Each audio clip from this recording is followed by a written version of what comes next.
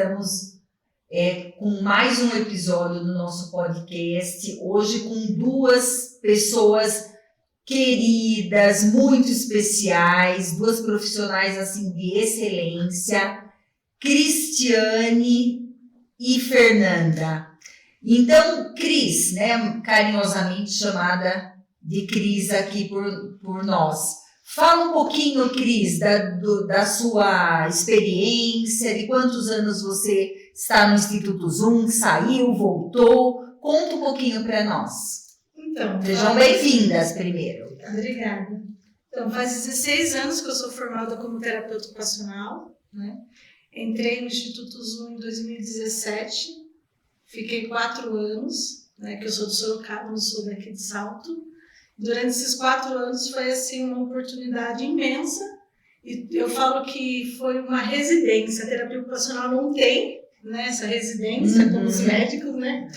Mas eu ganhei muita experiência nesse período que eu fiquei esses 4 anos no Zoom. Voltei para Sorocaba trabalhar lá e esse ano retornei de novo com algumas bagagens já, né? Muitas bagagens.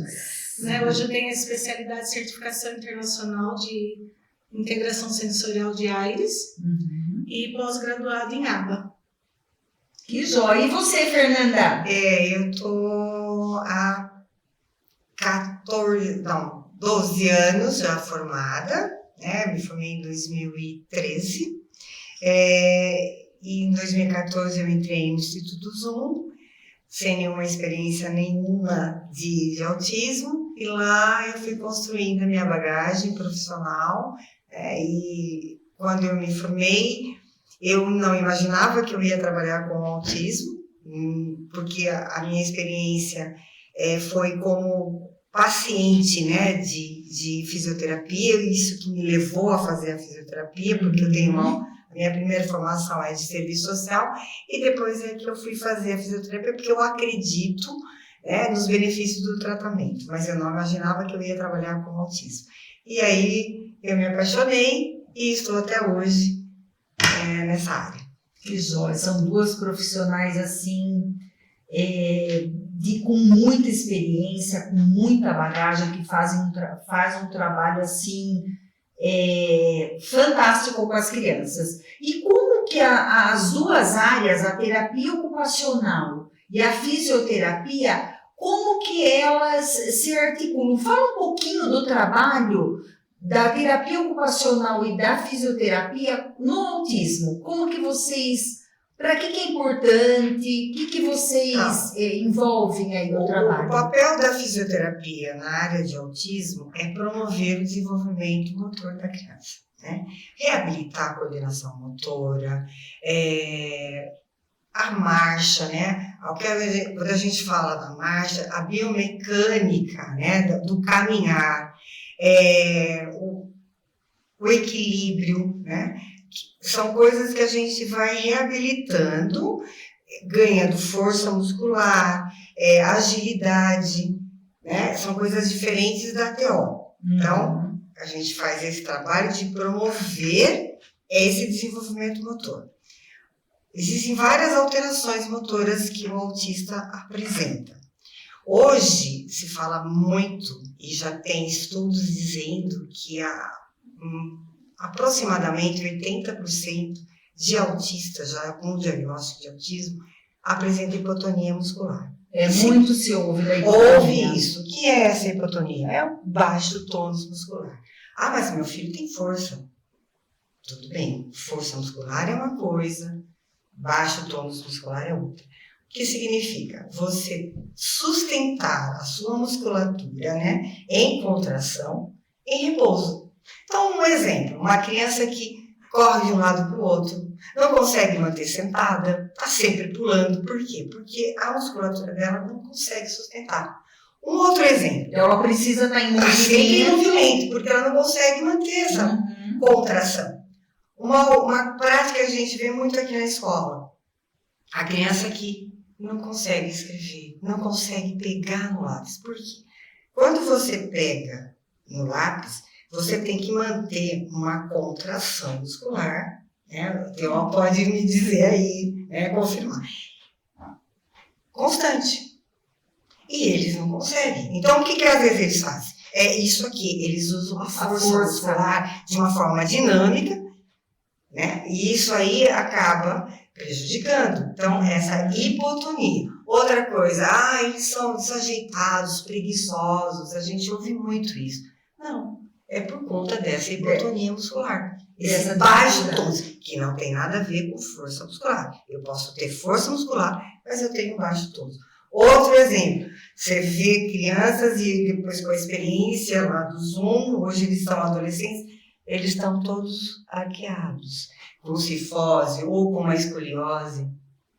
Né? Por quê? Porque não conseguem manter o controle. Já é difícil realmente ter esse controle, né? Por isso que todo mundo tem que fazer exercício, ir para academia, fazer força muscular, ganho de força e hipertrofia muscular, para que a gente consiga sustentar esse corpo.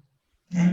Então, essas são algumas alterações que acontecem com o TEA e que é diferente do trabalho da TO, né? A Cris confirma isso. Eu preciso que ele ganhe força da musculatura das mãos, né? Que está cheio de músculos, para que ela trabalhe a motricidade fina, para que ela consiga fazer outro tipo de trabalho. Então, sempre nós estamos em conjunto, né? Então, até com as outras áreas, né? Até com as demais áreas. Né? Porque assim, aqui nós trabalhamos com a equipe multi, né? Psicólogo, fono. Exatamente. Então, as áreas da terapia ocupacional e da fisioterapia, elas se articulam muito bem. Né? Controle postural. Eu preciso que ele ganhe força da musculatura das costas, do abdômen, para que ela também trabalhe as questões sensoriais com ele, de percepção do corpo dele no espaço. Né? E você, Cris? Fala um pouquinho do seu trabalho na terapia ocupacional aqui dentro do Instituto. Você também faz parte do Núcleo Expert, né? Isso. Que nós já tivemos um podcast falando que também faz parte do Instituto Zoom. Fernanda também é fisioterapeuta do Núcleo Expert. A Cris é do Instituto Zoom e do Núcleo, e também ela dá orientações para a Escola Aproximar também, faz um trabalho conosco aqui.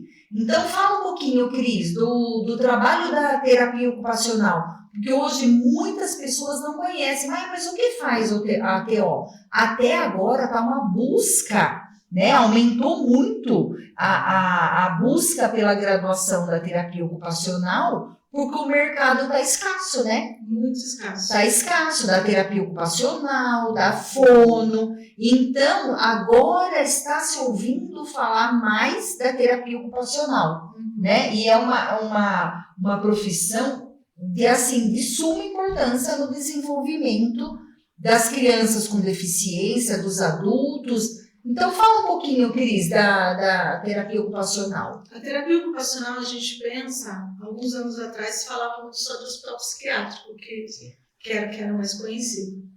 A terapia ocupacional, ela pensa no indivíduo num todo. O que é isso? Quando a gente fala de AVD, é atividade de vida diária. Isso está relacionado ao que eu faço dentro da casa, o que eu faço dentro de um ambiente escolar, o que eu desenvolvo no ambiente externo. Então, assim, é muito prático, às vezes as pessoas não entendem. Para que eu escove meus dentes. É simples para quem tem todas as habilidades. Se torna algo mecânico, né? Mas para o TEA tem essas dificuldades. Por quê? Eu vou falar, acho que fica mais claro das pessoas poderem entender. A escovação de dente, eu preciso de várias áreas motoras. Coordenação motora fina, coordenação motora grossa, a percepção visual. Eu tenho a parte de rosto, que é a parte da sensibilidade bucal. Tem criança que tem sensibilidade, aversão a gosto, a textura. Então, assim, se a criança não escova os dentes, será que é porque a pasta é ruim? Será que é porque ela não tem força? Será que ela não aprendeu corretamente como se faz a escovação? São muitas questões, né? Muitas questões. Então, assim, a gente tem que olhar para o indivíduo, A gente olha por ele por um todo, porém a gente vai ter que separar todas essas áreas e poder entender onde que está a defasagem dele. Na escovação de dente, eu falo que é bem claro por quê? Porque é onde que eu insiro os alimentos, é onde eu alimento. Então a boca, ela acaba, e os olhos acaba sendo a maior parte da sensibilidade que tem. E as mãos também, que são tatos. Então dentro da boca existem muitos receptores. Então esses receptores que dão o gosto, o cheiro, porque daí tem o olfato que está ligado ao nariz. Então são muitas áreas. Então assim, se eu não conseguir me alimentar, se aquele alimento não for favorável para que eu possa comer, eu não vou comer. E a gente já ouviu falar que a gente come pelos olhos, pelo cheiro. Né? Então a gente tem que tomar muito cuidado em relação a isso. Porque se a gente pensar... Um simples escovar os dentes, né, Cris? Porque assim, o que chega muito para mim, a mãe fala assim, meu filho não aceita que eu pegue a escova de dente e passe na boca dele. Muito menos com pasta. Falei, tudo bem, só escovar tá fácil, não coloca a pasta, tudo, mas não é só isso. Então, se a gente for começar a puxar toda a conversa, por isso que a anamnese é importante, o diálogo com a família, porque a gente vai começar a entender como que foi. Porque assim, ó, o bebê nasceu, ele precisa se alimentar. Por que ele vai se alimentar? Pela boca. Então, se lá no período, logo no nascimento, ele já não teve, não conseguiu fazer a deglutição, também tem a força muscular, tem os receptores, tem musculatura. E as crianças que têm hipotonia, alguns casos também têm hipotonia facial, da área da fome, né? Mas assim, se a gente pensar, não tem como eu dividir tudo isso. São muitos detalhes que uma família, né, tem que observar desde pequenininho para trazer para os profissionais, até para o pediatra, né? Por isso que o diagnóstico precoce, né? Você começar a observar o filho desde pequenininho, né? O pediatra quando vai, para realmente para os profissionais terem todo esse acervo, né, de informações. E os profissionais encaminharem, né? Os médicos encaminharem, porque é o que ela está dizendo, tudo isso tem uma questão motora. Né? E hoje no DSM-5 não diz que alterações motoras faz parte da característica do TEA, mas existem aí estudos que estão dizendo que em próxima revisão as alterações motoras vão acontecer, né? Porque você só leva para a fisioterapia quando você vê uma deficiência que é visual, e às vezes no TEA você não vê isso, né? Você não vai, isso eles podem apresentar algumas características, mas ficam tão mais importante a comunicação, a seletividade alimentar, e eles não se preocupam com a força muscular, né? Com o tônus muscular, né? E aí vai passando. E isso daí chega com 3, 4 anos, começa a apresentar essas dificuldades do planejamento motor. E faz parte também da fisioterapia trabalhar esse planejamento motor, que é você idealizar, é você executar os movimentos, né? E ele já tem essa dificuldade em fazer a imitação, e isso, se não for estimulado já no início, nós vamos ter problema com 4, com 5, com 6 anos. Você percebe que é lá na base? Só que passa despercebido. Aí, o questionamento que a família traz meu filho não aceita que escova os dentes, porque assim, se a gente pensar, estou dando um exemplo bem básico, porque é o começo da nossa vida, né? Alimentação. Para que eu escovo os dentes, eu tenho que olhar no espelho, certo? A criança olha no espelho? Quem que escova o dente dessas crianças?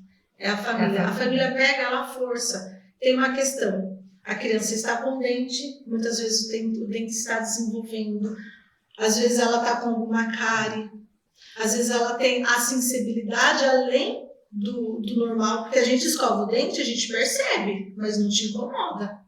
Mas a criança que tem uma sensibilidade sensorial, ela vai te dar resposta a isso. Então, assim, você começa a perceber muito. Aí você começa a perceber que a criança já está com quase 3, 4 anos.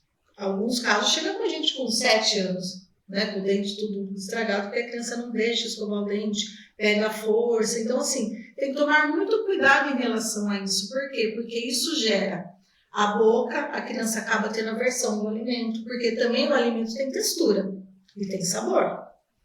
Então aí a gente pensa, nós seres humanos, seja típico ou típico, todos nós somos sensorial. Sim. Todos nós. Nós temos 5 sentidos que todos nós conhecemos, porém a gente tem mais 3, que é o vestibular, que faz com que você ande, suba uma escada, pule, que você não cai, que é o equilíbrio.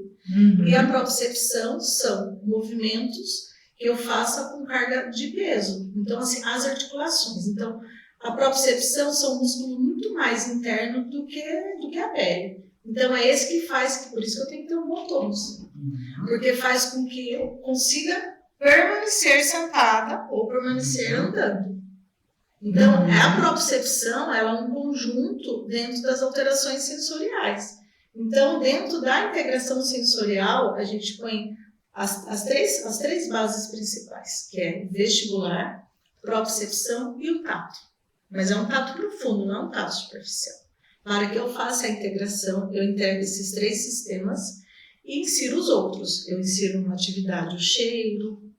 E todo esse trabalho, Cris, você desenvolve no Núcleo Expert. Desenvolvo no Núcleo Expert, né, dentro da sala dentro da sala da integração. Isso, porque eu tenho os equipamentos que faz com que desenvolva ou estimule ou organize esse sistema que está em disfunção.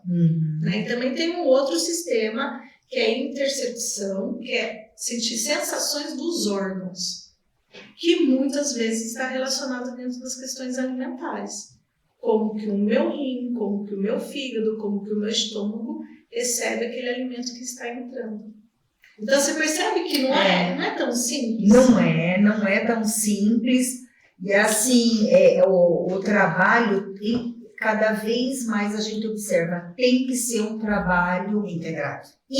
Sim. Né? Que os profissionais se conversem, né? Porque não pode separar uma coisa da outra. O que vocês falaram é global. Né? Você tem que ver o indivíduo como um todo. Né? A parte pedagógica, né? Por que ele não está conseguindo segurar?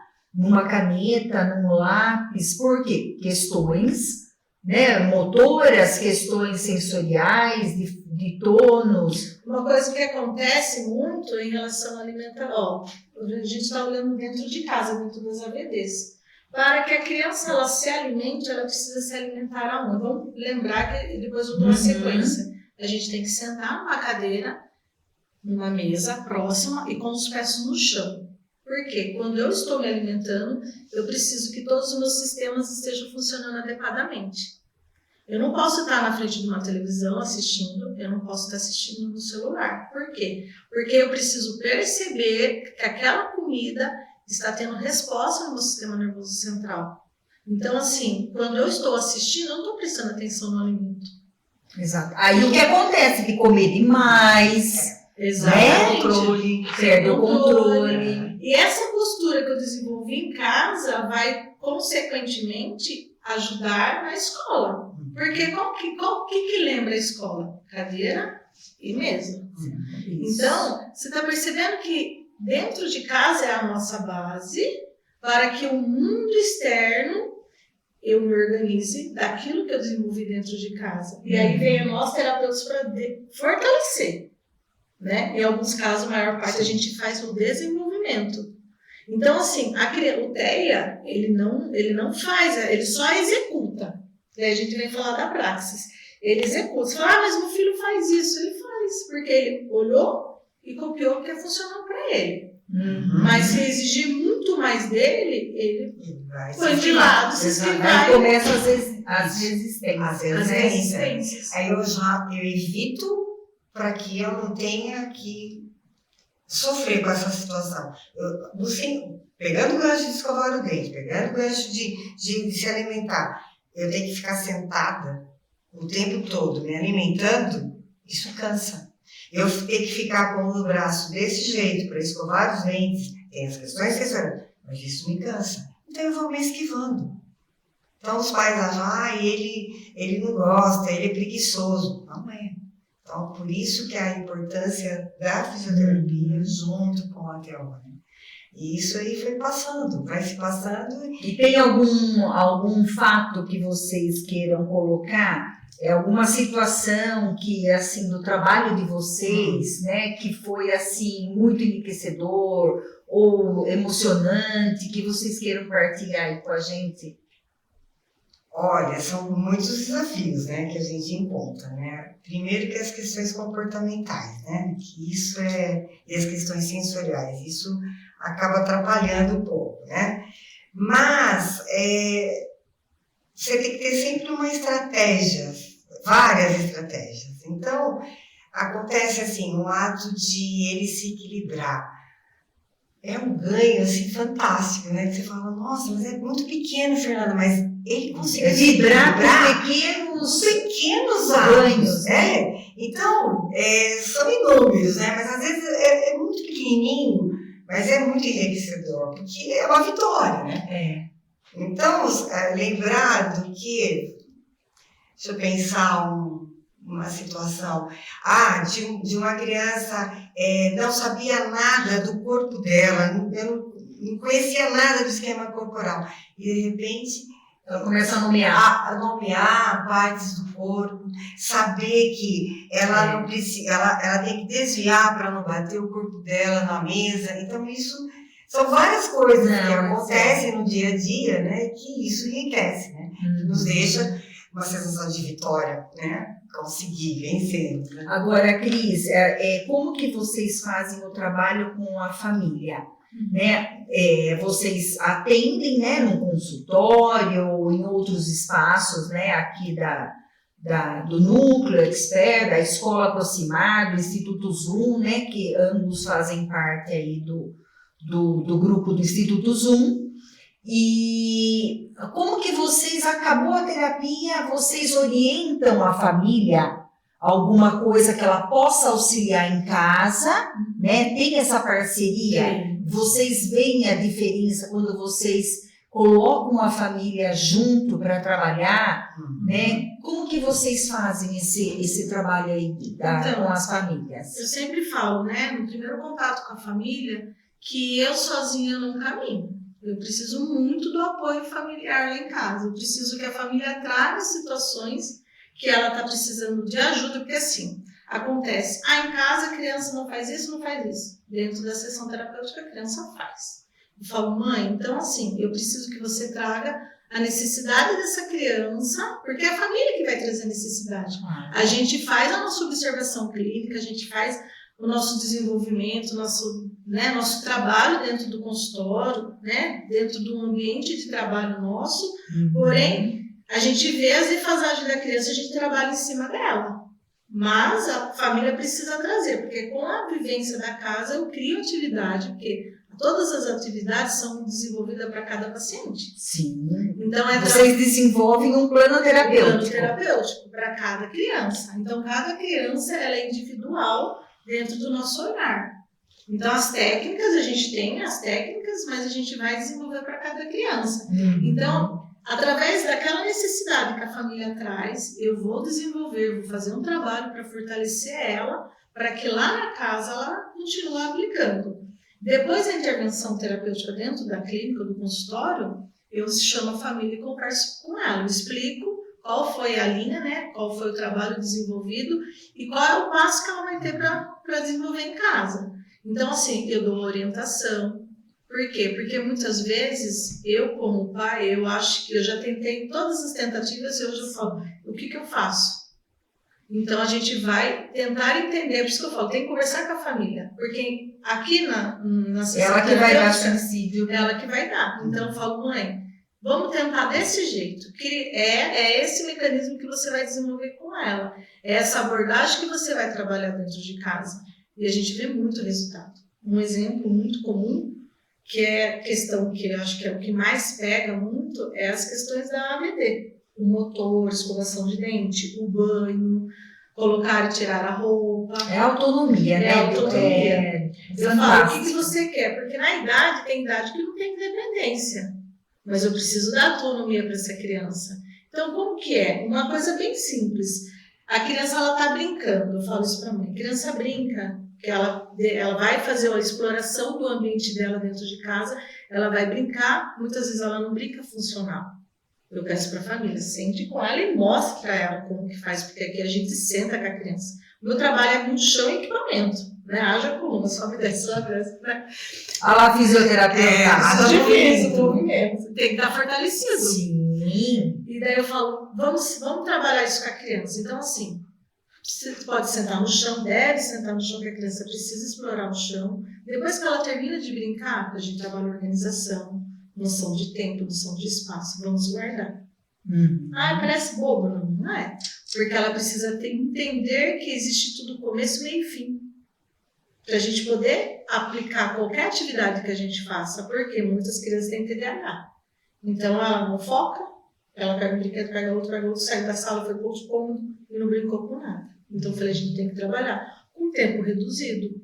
Automaticamente, quando a criança é desenvolvida lá em casa, a gente ensina a família muitas vezes, né? Como fazer, a criança vem para a terapia, que a gente já faz ela guardar, mas ela tem que aplicar em todos os ambientes dela. Então é casa, terapia, escola, Sim. ou ambiente externo. Sim. E a gente começa a perceber resultado.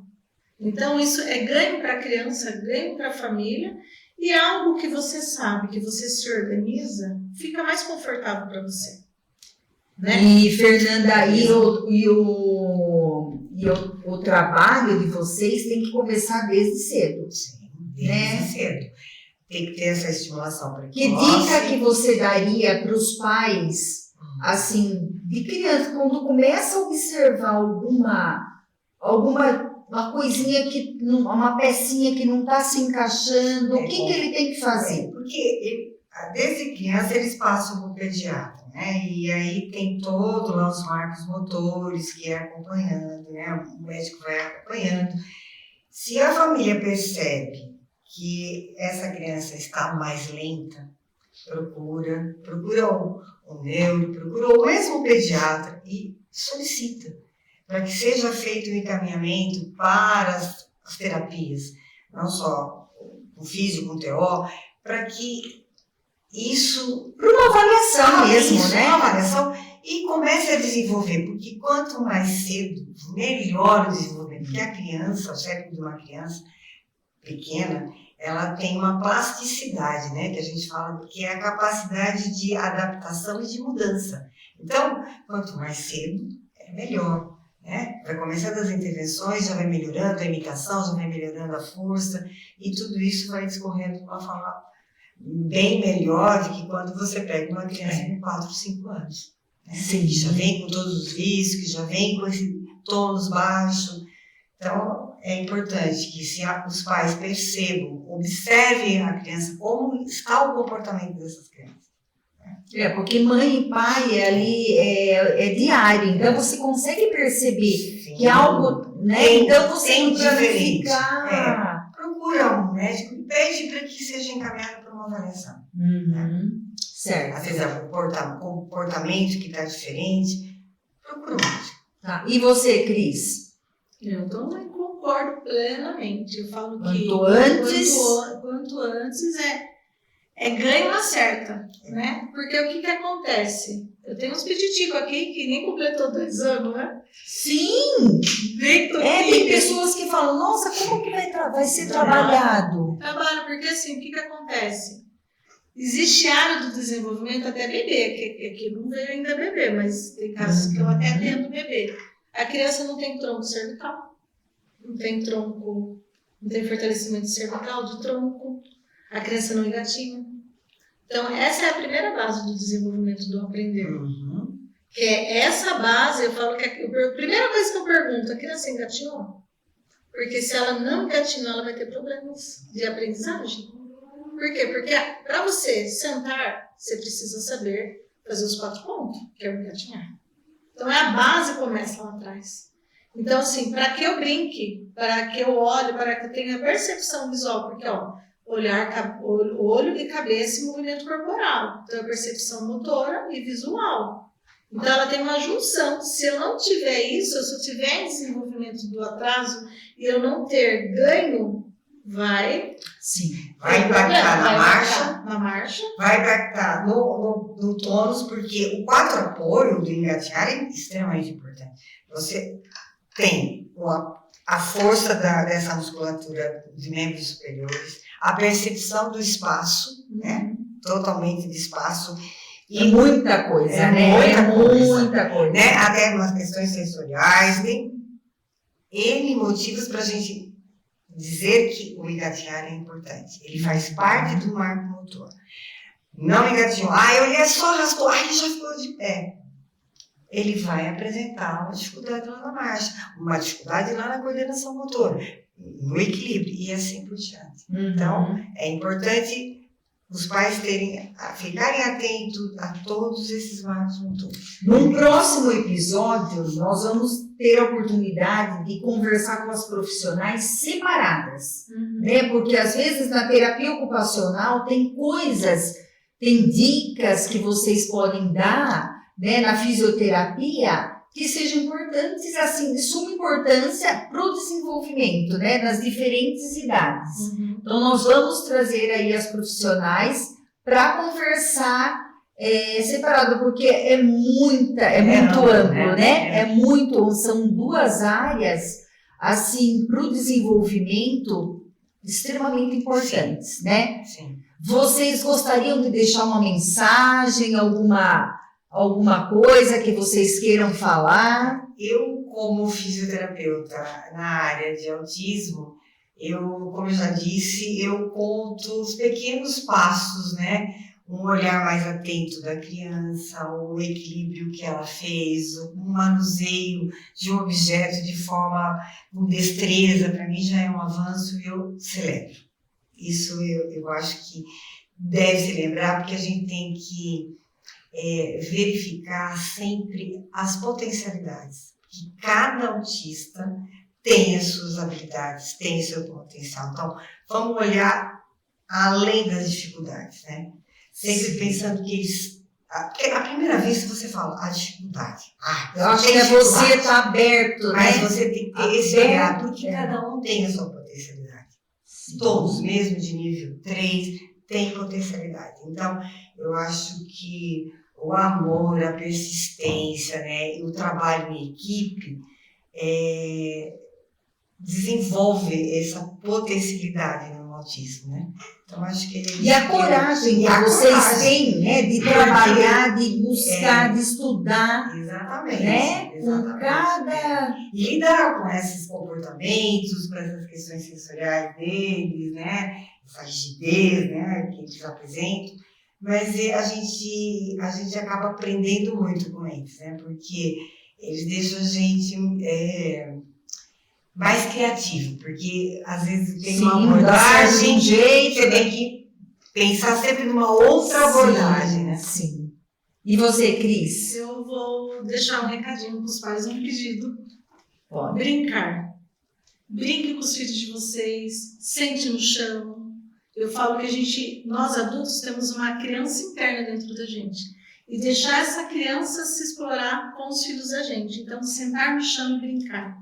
Essa é a primeira base do aprender, no meu ponto de vista. Com certeza. Porque isso vai enriquecer a criança. Além de trazer as memórias afetivas, né? Desenvolver essas memórias de você, né? Ali a parte emocional. O que você aprende brincando é fantástico, né? Então, seja bebezinho, brincar, nenenzinho de 6 meses, 3 meses, desde a base do desenvolvimento, lá da base do nascimento. Então, brincar com seus filhos, dar atenção. Quando já tiver numa fase de já sentar no chão, não precisa ser horas, mas que seja 15 minutos com qualidade, equivale muitas horas. É o tempo de qualidade, né? Tempo de qualidade. E isso tem a ver também com a interação, né? Sim. Você está interagindo com o mundo, você tem... São uma das dificuldades, né? Mas então é isso, meninas.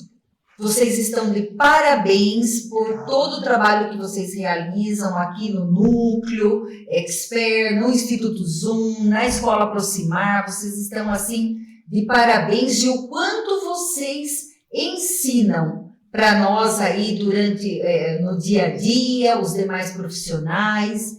Então, que Deus abençoe sempre vocês. Vamos brindar, certo? Por essa parceria de sucesso e que vocês continuem aí com muita coragem, com muita empatia para trabalhar aí com o nosso público. Com certeza. Tá bom? Obrigada e até o próximo episódio.